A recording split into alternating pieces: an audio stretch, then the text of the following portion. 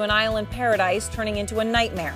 My guest describes his very narrow escape from death. Let's go out front. Good evening, I'm Erin Burnett. Out front tonight, the breaking news: Irma's deadly impact tonight. The effects of this historic hurricane are still being felt at this hour beyond Florida. These are live pictures out of South Carolina. Irma's powerful storm surge leaving roads across the state under several feet of water. And in Florida tonight, historic flooding.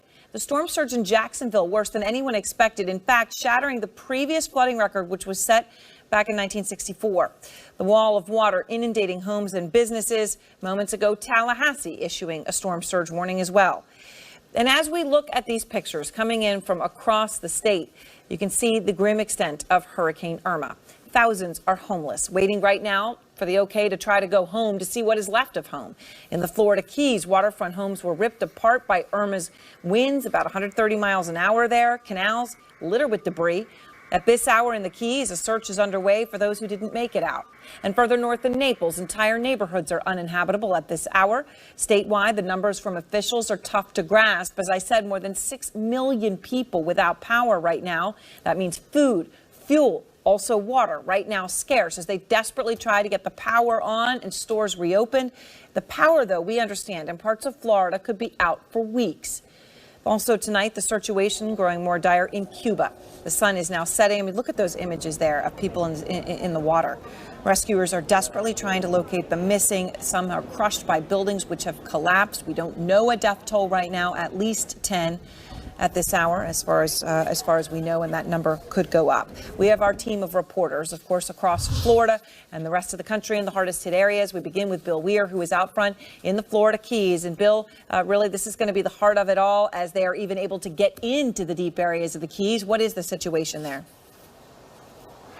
Well, that's it. There's so much uncertainty, Erin. The search and rescue mission underway. The people don't know if their loved ones got swept away or are just incommunicado because there's no power south of about mile marker 85. Well, no power at all, but no cell service south of 85. So 85 miles of dead zone. And the Keys are closed. I never thought I'd say that. And I never thought, you never think, looking at how calm the Atlantic Ocean is today, that it could do this kind of destruction. Spin around and see what happens to it built without foundations. And look at this. This just struck me as a couple symbols. Eat, sleep, fish. That is the sort of credo of the conchs who live in this part of the world. But now, sadly, this is the new symbol. That's the search and rescue sign that on 9/11, an infamous date at 2:08, they searched this home. Found 0 bodies inside. Hopefully all of these people got out. You'd think they would, given how tenuous these places are. Now, as I mentioned before, the search and rescue operation is the main thing. You can hear the helicopter. There's one going overhead now. We just saw a caravan of first responders, including an engine from the Los Angeles Fire Department. It is the cavalry is coming from all over, including the U.S. Navy sending an aircraft carrier down to Key West with humanitarian aid. They're trying to inspect the bridges on this 43-mile chain as fast as they can. About half of those were completed by 4 o'clock today. You can imagine that's a big job. Trying to get the road open, trying to get the power back on are all intense things. But, you know, this storm will be measured in billions and billions of dollars, Erin, but there's so much that you can't measure. The lives scattered, the family photos, the children's books I've seen here. It is just staggering when you try to take in the scope. And we haven't even gotten south yet, which we will do tomorrow morning, getting on a boat to go see the hardest hit areas. All right, Bill, thank you very much. I think you really brought it home there. And you see those X's on the doors. Of course, the X is a good sign. It means no one was found inside. But to imagine to see those numbers, 9/11 on the door, is the day that we are starting to assess this damage, being this day in American history. I want to go to Ed Lavandera now. We go, of course, Ed, from the Keys, and Bill to you, where Marco Island, where Hurricane Irma then made the next landfall. And what do you see there, Ed? Well, we're on the eastern edge of Marco Island. This is Goodland, Florida, a speck of a fishing village. If you look on the map, it sits between the Everglades and the Gulf of Mexico. And as you mentioned, Erin, Hurricane Irma made its second landfall here as a Category 3 storm. 130-mile-per-hour winds, gusts at times reaching up to 140, and officials tell us that some 40 people rode that storm out here in this town. Gary Stringer lives in this red house you see here behind me. Talked to him a little while ago. He was in one of those front rooms as the worst in the eye of the storm was coming, just sawing its way through this community. He says the house was rattling. He could hear this crackling sound. And when he looked out of the side door, he realized that it was this giant tree. And because it was the north side of the storm, the wind was blowing east to west. Had it been the other direction, this entire tree would have landed on top of his home. And Gary tells us that he probably wouldn't have been doing that interview with us if that had happened to him. He said, he actually joked around, Aaron, it was kind of funny. He said, this is a town called Goodland. He said, oftentimes they joke that it's called Gunna Land. He said, I was gonna evacuate, but I didn't get around to it. And so he says he will never do this again. This Category 3 storm was enough for him. As we have driven around this community, several hundred people call this community, it's a fishing village. Several hundred people call this area home. It's definitely one of the hardest hit areas that we've seen here in Southwest Florida. Trees and power lines down everywhere. A number of homes destroyed. The scene actually, rather catastrophic here in this small town. We've seen people throughout the day coming back, try to assess the damage. People who evacuated and now trying to get back in here tonight. Aaron? All right, Ed, thank you very much. And, as we said, the storm is still continuing, and we've got these deadly storm surges in Jacksonville, historic flooding. Kaylee Hartung is there. And, Kaylee, this really has people scrambling throughout the day. It did, Aaron. It was one of the biggest surprises that Hurricane Irma brought to Florida when the waters of the St. Johns River started rolling up right here down into the streets of downtown Jacksonville.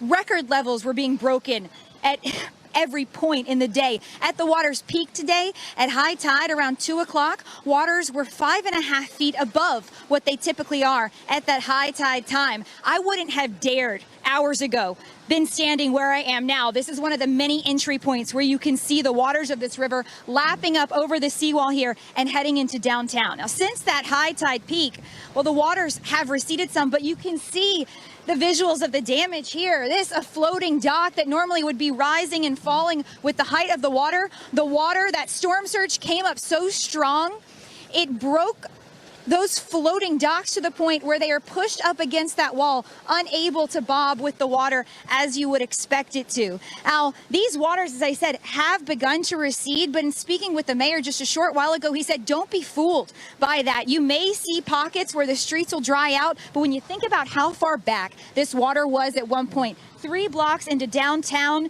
3 blocks that way, and the other direction to me, you just don't know where this water can go. And Governor Rick Scott has said in the coming days, the flood waters from these storm surges in northern Florida will be of the biggest concern. Aaron, the folks in Jacksonville believe that. Yeah, so they're not saying that it's safe, and as the tide goes out now, the storm is past. That's the bottom line, right, Kaylee? That is the bottom line. And you can see spectators all around me. We've seen this all day, even when the floodwaters were nearly up to my waist. But officials here saying go up, not out. These floodwaters are still incredibly dangerous, Aaron. All right, Kaylee, thank you very much from Jacksonville. And out front now, Roman Gastizzi. He is the Monroe County Administrator. That includes the Florida Keys. Now, Roman, at the beginning of our program, we were talking about the Florida Keys, and obviously the bridges aren't all inspected. There's no power. There's no cell service. We just don't know. We just don't know what happened there, and we don't know whether the people that did choose to stay are okay. What are you hearing right now? Well, that is exactly right. First of all, thank you for having me. We're getting down to the Keys, and we're having a recovery effort, and the sheriff's folks are out. The various police departments are out. The streets are starting to get cleared, and we're starting our recovery process, and that's where we're at. We're also concerned about folks wanting to come down. Luckily, we have a way to control that. We have a control point up at the top of the northern part of the Florida Keys, and we're controlling access. We only want essential folks to come down that can help us in the recovery. It's creating a lot of frustration because people want to get home and see their homes and see their boats and stuff. But, I think sometime tomorrow we'll probably let them in. We haven't established that yet, but especially in the Upper Keys, we'll probably do it by zones. Let them in the Upper Keys where things are a little better off. And then, the next day or two, we'll allow everybody to go in. The Florida Department of Transportation has looked at the bridges, and they're looking pretty good. And that's a good thing that the bridges are looking good. Obviously, some of the images we've seen, at least for the northern part where things weren't hit as hard, are pretty devastating. I mean, it's pretty overwhelming. Is everyone accounted for in the southern parts of the Keys, or you must still not know? There have to be a lot of questions, right? Yes, there's still a lot of questions, like you say. We're getting a lot of emails and a lot of texts and things, people saying that their loved ones haven't checked in. And like you reported early on, most of the Keys are in the dark. I mean, it's just black, So it's very frustrating. No internet service, no cell phone service. And the irony is that the few people that have landlines, good old-fashioned landlines, those are the folks that we're able to talk to. Wow. It just says something right there. Now, you're talking about controlling access, Roman, and obviously Highway 1 is really the only road, right, that runs from the mainland to Key West. It's said to be underwater in parts, and I know you're checking the bridges. But is the road going to be okay? It is. It's not that bad a shape. There's a couple spots that are pretty bad, but the crews have already put some sand and things over it and kind of compacted it and made it passable. So that's the key. So right now, I think we can report that it's passable. It's not perfect, but it's passable.